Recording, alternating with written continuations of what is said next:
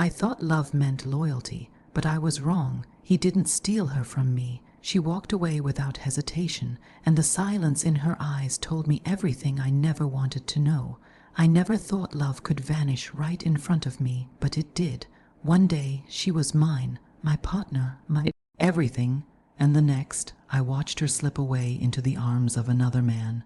And what hurt me most wasn't just that she left. It was how easily she let go, how she didn't even fight to stay. When we first met, it felt like destiny. She laughed at my jokes, leaned into my touch, and made me believe I had found my forever. I remember thinking, this is it. This is the kind of love people search for their entire lives. I built my future around her, but little by little, things began to change. At first, the changes were so subtle I convinced myself they didn't matter. She used to text me good morning every single day, but then some mornings passed in silence. She used to light up when I walked through the door, but slowly her smiles became thinner, weaker, almost forced. I told myself she's just tired. Work is stressing her out. Everyone goes through phases. I wanted to believe that. I needed to believe that. But late at night, when she thought I was asleep, I could hear the faint tapping of her phone screen.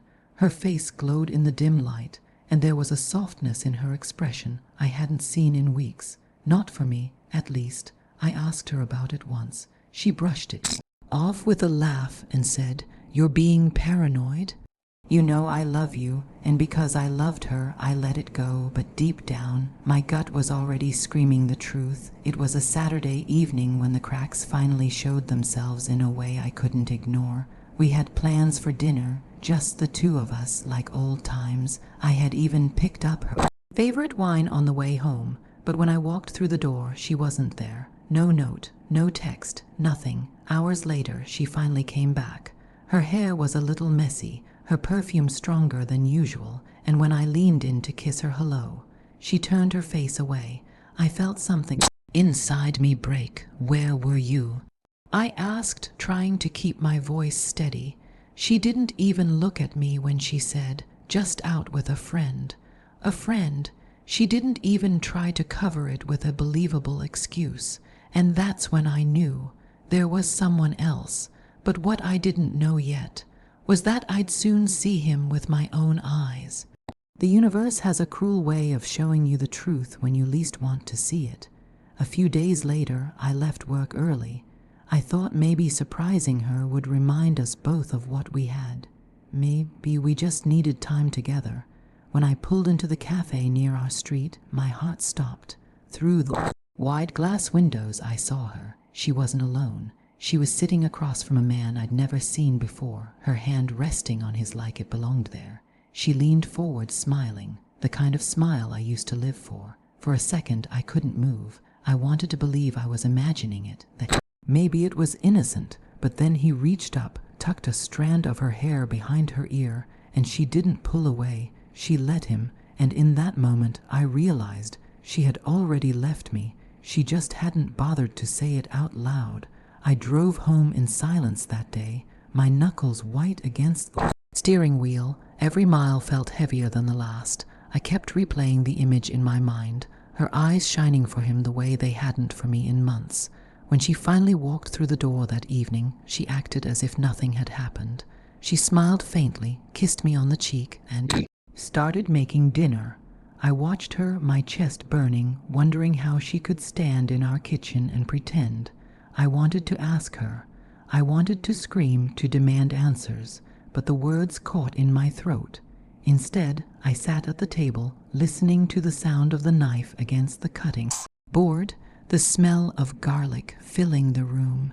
She looked at me and asked, "Are you okay?"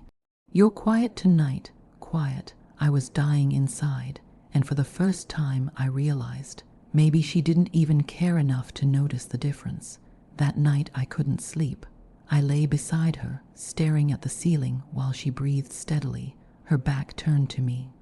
My mind raced, torn between wanting proof and dreading what I might find. I reached over to the nightstand and quietly picked up her phone. My hands shook as I unlocked it. I hated myself for doing it, but I needed to know, and there it was, Dozens of messages, his name at the top of the thread, words like "I miss you already." And last night was perfect. Photos, too, smiling selfies of them together, ones she never sent me anymore. My chest tightened as though someone had set fire inside me. The woman I had built my future with, the woman I thought I knew better than anyone, was already living a second life without me.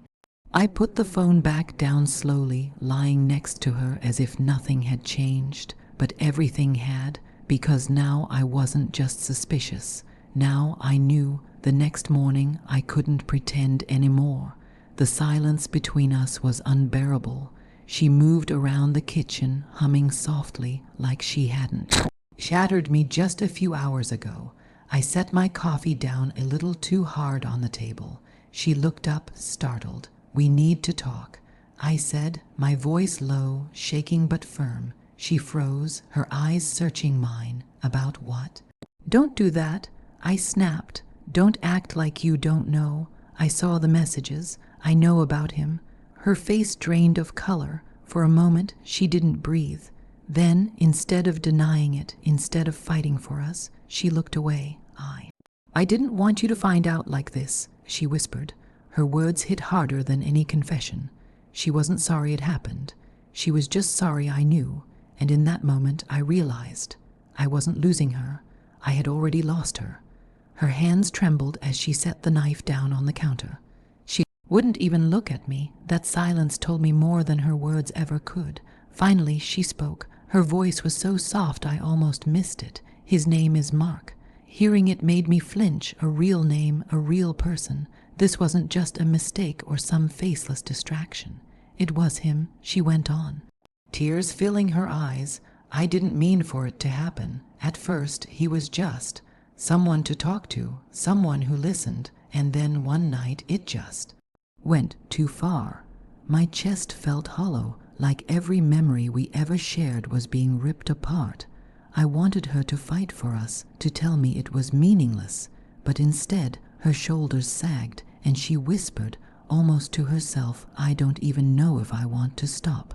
That broke me more than anything. She wasn't just slipping away. She had already chosen him over me. I felt the ground vanish beneath me. My fists clenched on the table, not out of rage alone, but out of desperation.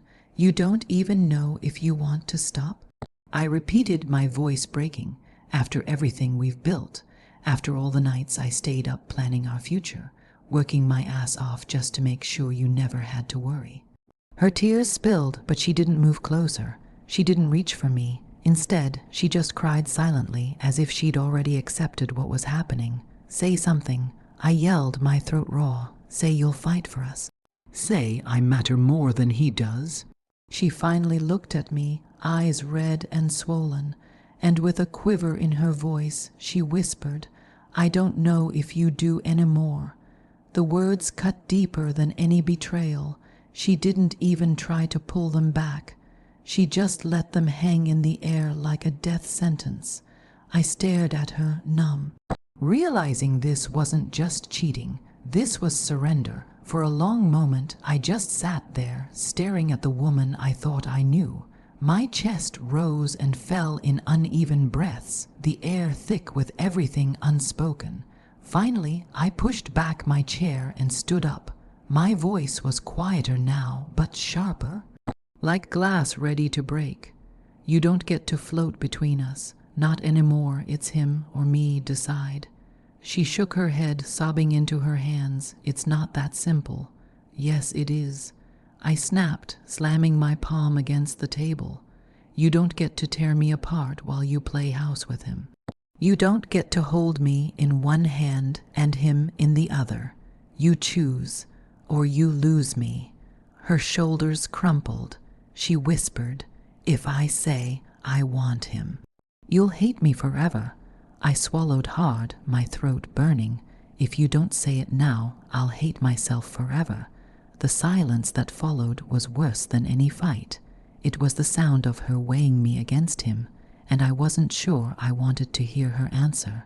She wiped her face with shaking Hands, her eyes red but strangely steady now. There was no storm in them anymore, just a quiet, devastating certainty. "You've been good to me," she whispered, "better than I probably deserved at times. But when I'm with him, I feel alive in a way I haven't felt in years. I can't ignore that anymore."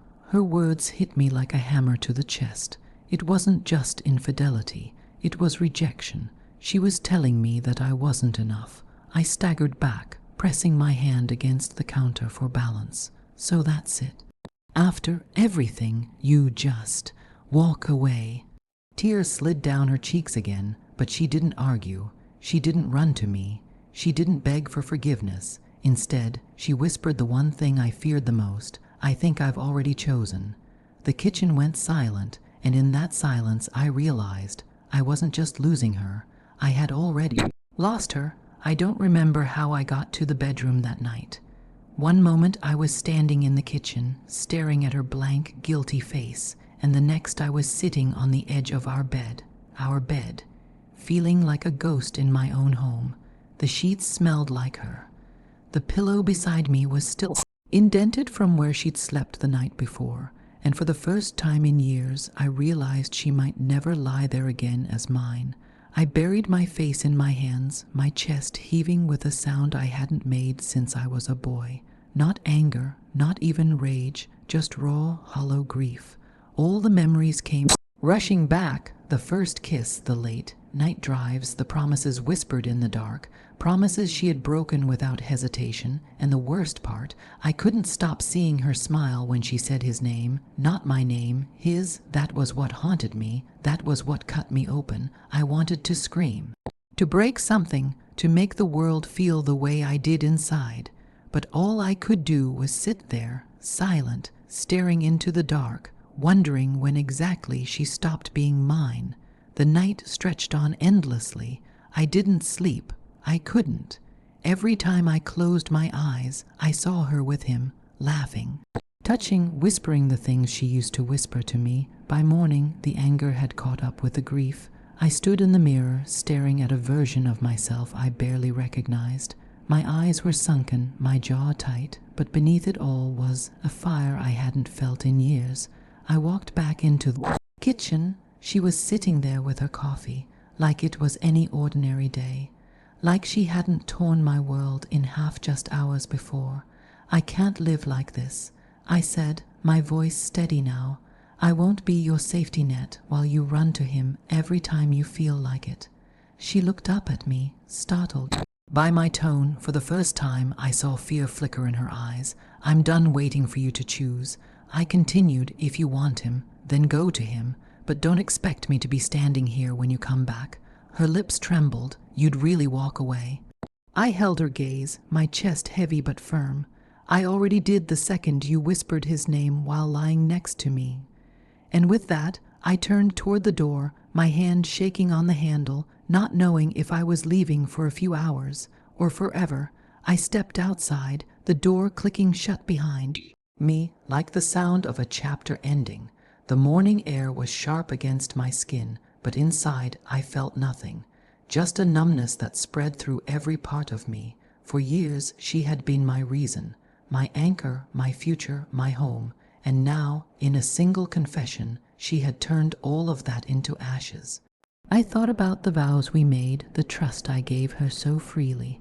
I thought about how easy it was for her to give herself away, to whisper another man's name while I was still lying beside her. That memory, I knew it would never leave me. As I walked down the street, I realized something painful but undeniable. She hadn't just betrayed me, she had chosen him, and no amount of begging, no amount of love from my side could undo that choice. The cruelest part, she didn't even fight for me, not once, not with words, not with tears, nothing.